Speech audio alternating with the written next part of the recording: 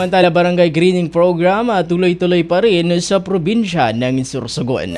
Para sa detalye ng balita na sa linya, Mega Patrol, number 10, Rosalie Casio. Bicol Network News Report! Tuloy-tuloy ang isinagawang barangay greening program na inumpisahan nitong taon.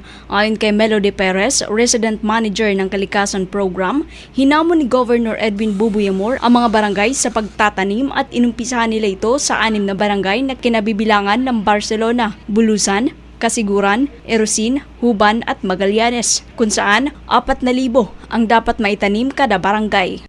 Nag-hire po tayo ng mga workers para po sila magtanim. Apo. So, sa loob ng 10 araw, nagtanim po sila 20 seedlings per day. So, per barangay po, 4,000 po ang itinanim.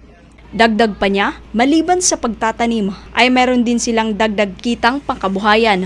Samantala, plano pang palawakin ng greening program sa susunod na taon sa iba pang mga barangay sa probinsya ng Sorsogon. For next year, we are going to expand. Hopefully, lahat ng iba pang mga barangay ng ibang mga munisipyo ay isama na rin sa barangay greening program.